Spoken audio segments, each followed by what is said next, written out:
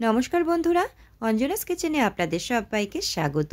সবাই আশা করি ভালো আছেন, আমিও বেশ ভালো আছি। আজ আমি আপনাদের সামনে নতুন একটা রেসিপি নিয়ে আবারও হাজির হয়ে গেলাম। আজ তৈরি করব গাজরের একটা রেসিপি। গাজরের হালুয়া, গাজরের অনেক কিছু রেসিপি তো আপনারা খেয়েছেন, তবে এইভাবে গাজরের একবার লাড্ডু বানিয়ে দেখবেন, খেতে অসাধারণ হয়। ভিডিওটি শেষ পর্যন্ত দেখবার জন্য আপনাদের কাছে আমার অনুরোধ রইল। দেখে নেওয়া যাক আমার আজকের এই রেসিপিটি। এর জন্যে 1 কেজি গাজর ভালো করে পরিষ্কার করে ধুয়ে একদম জল ঝরিয়ে নিয়ে একটা পাত্রে রেখেছি। এবার গ্রেটারের সাহায্যে ভালো করে গ্রেট করে নিলাম। এবার গ্যাসে কড়া বসিয়ে দিয়েছি।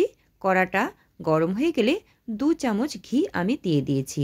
আপনারা চাইলে আর একটু ঘি বেশিও দিতে পারেন।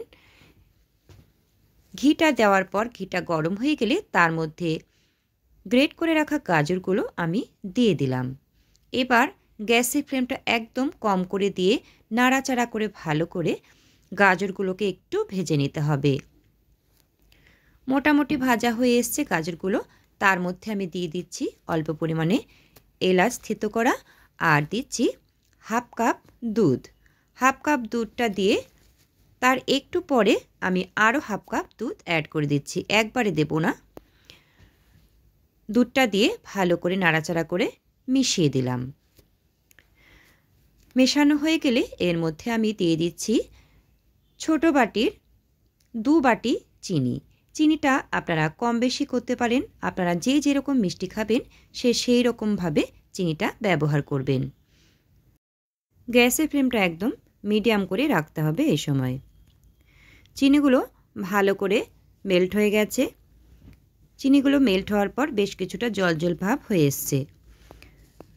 এবারে আরও 2 চামচ ঘি আমি এর মধ্যে অ্যাড করে দিলাম।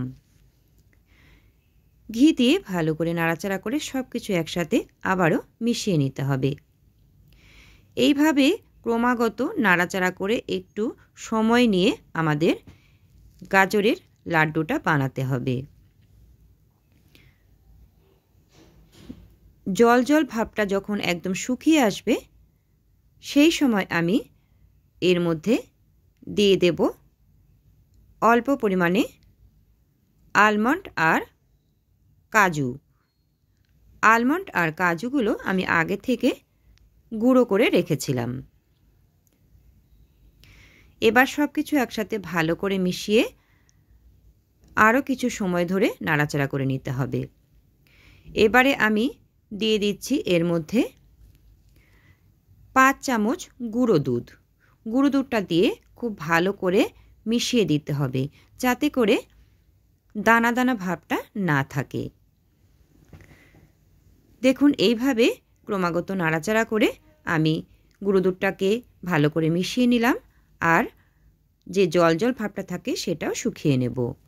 এবারে একটু ঢাকনা চাপা দিয়ে আমি 2 মিনিট রেখে দিয়েছিলাম, যাতে করে গাজরগুলো ভালো করে সেদ্ধ হয়ে আসে। 2 মিনিট পর আমি ঢাকনা খুলে নিলাম। গাজরগুলো বেশ সুন্দর করে সেদ্ধ হয়ে গেছে। এবারও কিছুটা জল জল ভাব রয়ে গেছে। আরও মোটামুটি 5 মিনিটের মতন আমাদের এইভাবে ক্রমাগত নাড়াচাড়া করে জল জল ভাবটা শুকিয়ে নিতে হবে।